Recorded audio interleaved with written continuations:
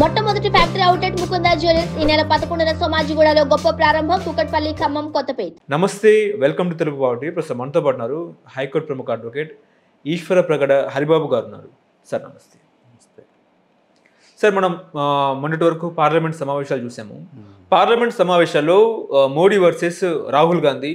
మొన్నటిదాకా రాహుల్ గాంధీని పప్పు అన్నారు. ఇప్పుడు మోడీకి నిప్పయ్యాడని చెప్పేసి ఇటు కాంగ్రెస్ పార్టీ నాయకులు చెప్తున్నారు. ఆయన కూడా మోడీని ఉద్దేశించి కొన్ని కీలక అంశాలు ఆయన పార్లమెంట్లో చెప్పడం జరిగింది. సో ఎట్లా చూస్తారు సార్? కాంగ్రెస్ పార్టీకి సీట్లు పెరగడానికి కారణం లేదా బీజేపీకి ఆశించిన సీట్ల కన్నా తగ్గటానికి కారణం ఏమిటి అంటే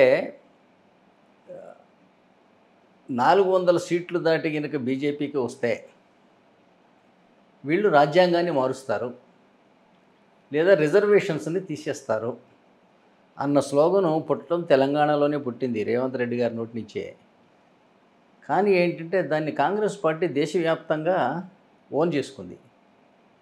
దీనివల్ల ఏంటంటే ఇవాళ ప్రజలు భారతదేశంలో మీకు తెలుసు కదా, అంటే అండర్ ఎడ్యుకేటెడ్, అన్ఎడ్యుకేటెడ్ ఈ రెండు ఉండి కూడా ఏంటంటే ఏమో నిజంగానే రిజర్వేషన్స్ పోతాయేమో అన్న భావనలోకి వచ్చి అది బీజేపీకి చాలా పెద్ద ఎత్తున దెబ్బ తగిలింది, అందులో అనుమానం లేదు. అయితే నేనంటాను కదా, అంటే ఇప్పుడు గుజరాత్లో మోడీ గారు 15 సంవత్సరాలు ముఖ్యమంత్రిగా ఉన్నాడు. గుజరాత్లో ఏమైనా రిజర్వేషన్స్ మార్చాడా? మార్చలా. అట్లాగే ఇప్పుడు 10 సంవత్సరాల బట్టి ప్రధానమంత్రిగా ఉన్నాడు. గత అయితే మాత్రం మంచిగా 310 సీట్లతోటి మంచి మెజారిటీతోటి ఉన్నాడు. కానీ రాజ్యాంగాన్ని మార్చారా? మార్చే ప్రతిపాదన పెట్టారా? లేదు. వాస్తవానికి రాజ్యాంగాన్ని ఎన్నిసార్లు మార్చింది ఏంటంటే కాంగ్రెస్ పార్టీ. ఇప్పటి వరకు ఒక 110 సార్లు జరిగితే 110లో ఏంటంటే కనీసం 80 నుంచి 90 సార్లు మార్చింది కాంగ్రెస్ పార్టీయే మార్చింది. ఎవరు మార్చినా కూడా ఏంటంటే ఇవాళ 80% ప్రజలు ఇవాళ రిజర్వేషన్స్ ఎంజాయ్ చేస్తున్నారు, ఎస్సీ, ఎస్టీ, బీసీ అన్న పేరుతోటి. వాటి జోలికి పోయే ధైర్యం ఎవరు చెయ్యరు. కానీ ఏంటంటే ఒకళ్ళ మీద ఒకళ్ళు వేసుకునేటువంటివి రాజకీయ అస్త్రాలు. దీనితో ఏంటంటే మోడీ గారికి ప్రాభవం కొంచెం తగ్గిన మాట మాత్రం వాస్తవం, ఆ స్పీడ్ కూడా తగ్గిన మాట వాస్తవం. కానీ వాస్తవం మీరు చూస్తే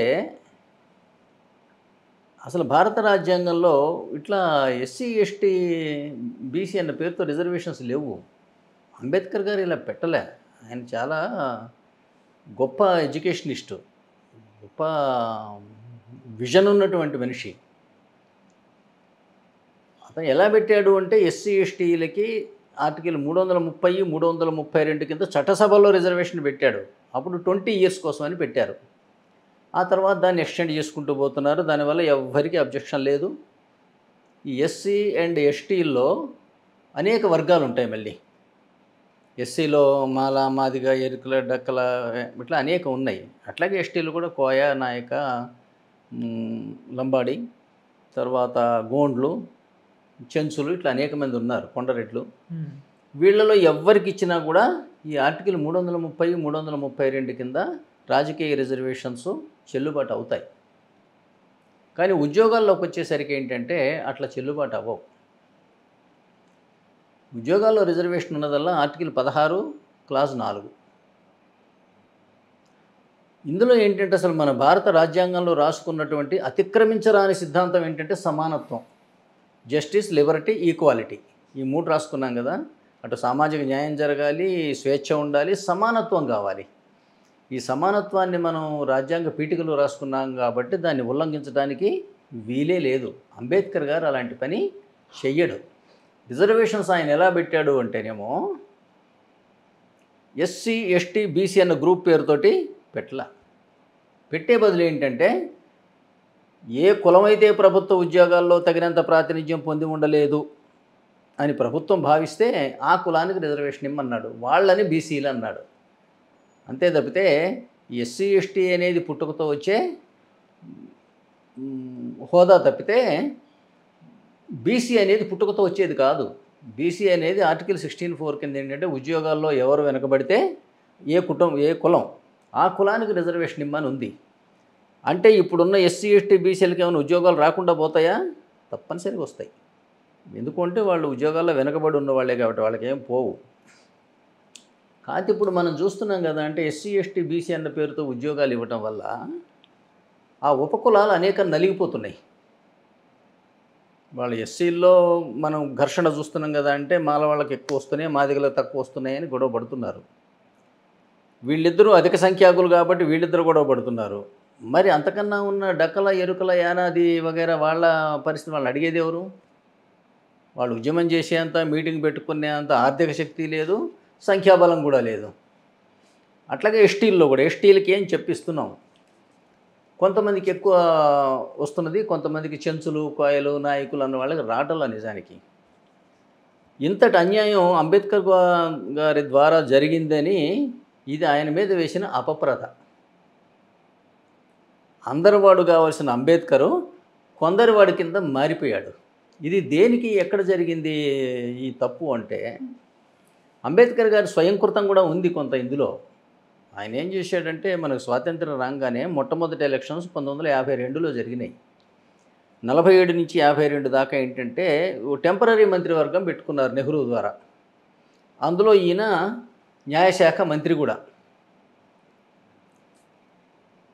1952లో ఎన్నికలు జరుగుతుంటే వీళ్ళు 1951లో ప్రజాప్రాతినిధ్య చట్టం పాస్ చేసుకున్నారు. పాస్ చేసుకొని ఎందులో అప్పటికి ఇంకా పార్లమెంట్ లేదు, కాన్స్టిట్యూంట్ అసెంబ్లీలో, రాజ్యాంగ సభలో. అదే తొందరపాటు చర్య. ఆ తర్వాతనన్నా దాన్ని మార్చవలసి ఉండే.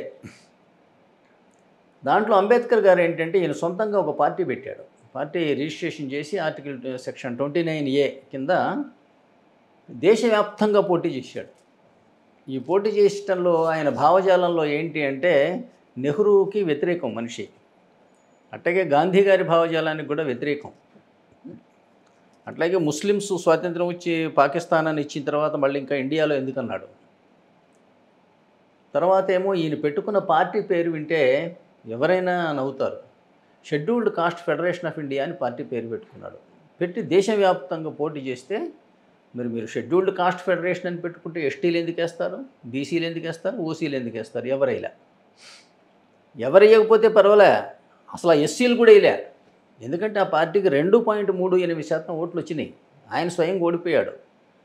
ఎందుకు జరిగింది అంటే, ఇందాక మీరు రిజర్వేషన్స్ గురించి చెప్పా కాబట్టి దానికి సంబంధం ఉన్న మ్యాటర్ కాబట్టి చెప్పా. ఏంటంటే అప్పుడు నెహ్రూ గారు ఏం చేశాడు, లేదా కాంగ్రెస్ పార్టీ, ఈయన షెడ్యూల్డ్ కాస్ట్ ఫెడరేషన్ అని ఒక క్యాస్ట్ పేరు మీద పార్టీ పెట్టినందువల్ల దీన్ని దెబ్బకొట్టడానికి వాళ్ళు ఏం చేశారంటే రాజ్యాంగానికి మొట్టమొదటి సవరణ, లేదా నేనంటే మొట్టమొదటి తూటు బొక్క పొడిచారు కదా. అంటే ఎడ్యుకేషనల్లీ బ్యాక్వర్డ్, అంటే విద్యాపరంగా వెనకబడిన తరగతులు, ఆర్థికంగా వెనకబడిన తరగతులు, షెడ్యూల్డ్ కాస్ట్, షెడ్యూల్డ్ ట్రైబ్స్, వీళ్ళ అభివృద్ధి కోసం ప్రభుత్వం ఏదైనా చేస్తే అది సమానత్వానికి విఘాతం కాదు అని ఒక మొట్టమొదటి సవరణ తెచ్చారు ఆర్టికల్ 15కి.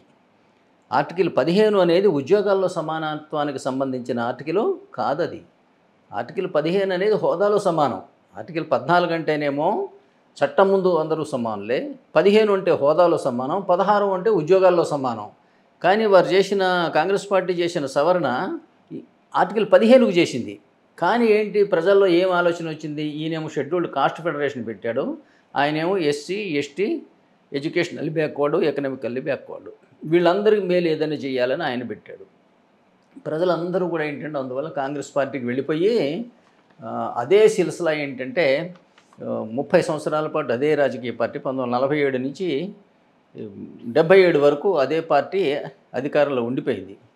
దీనివల్ల ఏం జరిగిందంటే అంబేద్కర్ యొక్క ప్రశ్నించే గొంతుకు మోగపోయింది. ఈయన ప్రత్యర్థి ఏమో 360 సీట్లు తెచ్చుకొనేమో ప్రధానమంత్రి అయ్యాడు, ఈయనకేమో ఒక్క సీటు కూడా రాలే, 2% ఓట్లు వచ్చినాయి. దీనితోటి ఏంటంటే భారతదేశంలో రాజ్యాంగాన్ని గురించి మాట్లాడే లేదా ప్రశ్నించే ఒక గొంతుకు మోగిపోయింది. ఓకే. పైగా తాను ఎవరినైతే అభిమానించి ఎవరి కోసం పార్టీ పెట్టారో అసలు వాళ్ళ నుంచి కూడా ఆయనకు సంపూర్ణ మద్దతు రాలే. ఓకే. అందువల్ల ఏంటంటే ఇవాళ ఈ రిజర్వేషన్స్ అనేది ఈ విధంగా ఏంటంటే ఈ రాజకీయ కారణాల వల్ల ఒకరి మీద ఒకరు వేసుకున్న వ్యంగ్యాస్త్రం, దానివల్ల రిజర్వేషన్స్ ఈ టైపులో మనకి అమలులోకి వచ్చినాయి. కానీ వచ్చిన తర్వాత దీన్ని తీసేయటం సాధ్యమా? సాధ్యం కాదు. కానీ వాస్తవానికి రాజ్యాంగంలో ఉన్నదైతేనేమో ఇది కాదు. ఓకే. మామూలుగా అందరూ కూడా వాదిస్తారు కదా అంటే, లేదండి మేము తరతరాలుగా వెనకబడి ఉన్న కులాలు, అందుకోసం మాకు రిజర్వేషన్స్ ఇచ్చారంటారు. తరతరాలుగా ఎక్కడ వెనుకబడి ఉన్నారు? యాదవులు ఒకప్పుడు ఈ దేశాన్ని పరిపాలించిన వాళ్ళు. ఈ దేశాన్ని పరిపాలించిన వాళ్ళు గౌడులు. సర్వాయి పాపన్న ఉన్నాడు. లేకపోతే భారత కాలంలో 5300 సంవత్సరాల నాడు అర్జునుడు ఇక్కడికి దక్షిణ దేశ యాత్రకు వచ్చినప్పుడు ఇక్కడ గౌడులు పరిపాలిస్తున్నారు, యాదవులు పరిపాలించారు, శాలివాహనులు కుమ్మర వాళ్ళు పరిపాలించారు. ఇట్లా ఏంటంటే మీకు అట్లాగే కాకతీయులు బోయవాళ్ళు. అందువల్ల వీళ్ళు తరతరాలుగా వెనకబడ్డారు, పుట్టుకతో వెనకబడ్డారు ఇలా కాదు. వీళ్ళందరూ ఏంటంటే రాజ్యాలు కోల్పోయి కాలక్రమేణా వీళ్ళ రాజ్యాలన్నీ ఇతరులకు పోయి, ముందు యాక్చువల్గా వీళ్ళే ఈ భారతదేశ ఆది పౌరులు కానీ ఆది పాలకులు కానీ ఈ ఎస్సీ ఎస్టీ బీసీలే.